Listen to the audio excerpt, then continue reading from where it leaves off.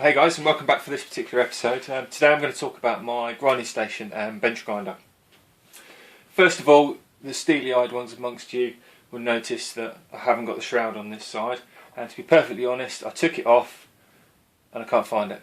So unfortunately it's going to have to stay off. I wouldn't recommend actually taking them off because obviously there is a safety issue. If anything happens to the stone, it breaks.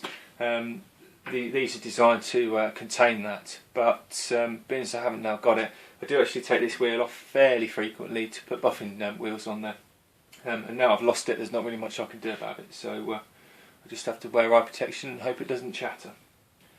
So now I've put the safety trolls in their place. We'll move on and talk about the grinding station itself and the grinder that's mounted on top. It's a 6-inch grinder. I'm running the original wheels that came with the grinder, the fine and the coarse. I tend to really use the coarse only for grinding down bolt heads or nuts or things like that. I don't really use it for the sharpening of my tools, but being it's on there, it's useful to have for other things. This side is purely dedicated for my grinding tools. Perhaps later on I'll think about buying another stone that I can use for turning tools as well on the other side. But if that doesn't arise, then it will stay as it is. It runs 2800 RPM, which is fairly fast, to be honest, certainly compared to say the grinders that you buy or find in the States. But for my turning tools, it's absolutely perfect. It's made by the same company that made my lathe, so hopefully they can get two working together there. The station that I've put underneath here is just about as simple as you could possibly get. It's 25mm MDF, and it's effectively a base plate, these spacer blocks, and then the mount for the grinder. The reason I've got these spacer blocks in here is underneath, in these sections, I have my tool rest.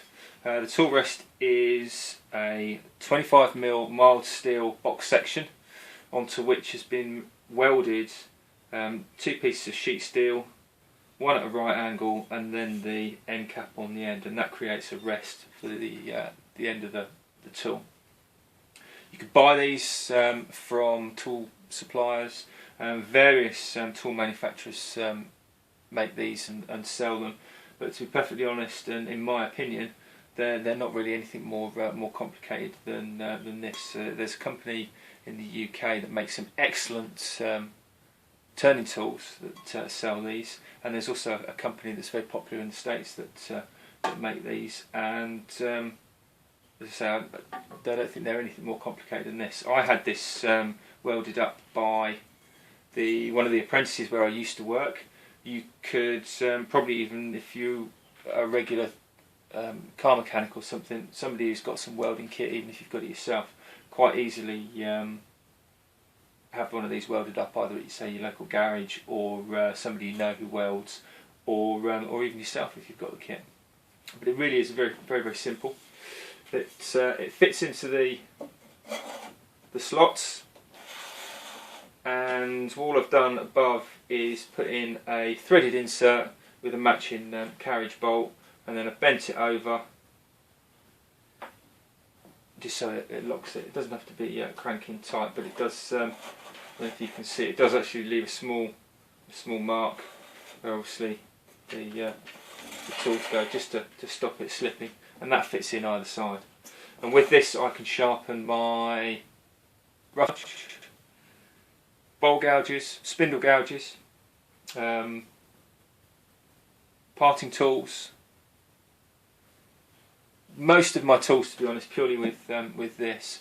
I can even do my fingernail ground spindle gouges and bowl gouges with the addition of another jig, which I'll show you in a second. And that's basically it. A few years ago, I was watching a internet podcast run by a company over in the States. I think it was in Iowa, and they run these seminars. And one of them that I was watching with great interest was purely about sharpening tools. And the guy that was running it said basically the tool rests that come with grinders, these little things, he said, oh, they're rubbish, and you basically want to throw them away. And I kind of agreed with him at the time, and they got taken off and put with the shroud, and now lost.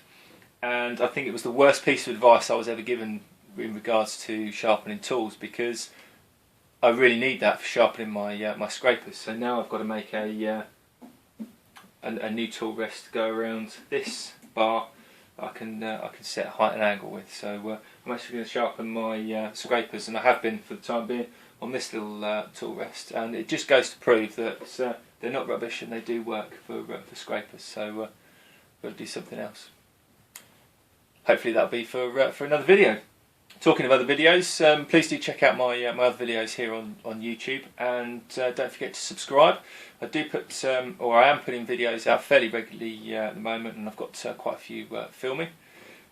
You can also visit me on Facebook. Check the descriptions box for that, and also on Keek, which is a video blog that I run pretty much all the time.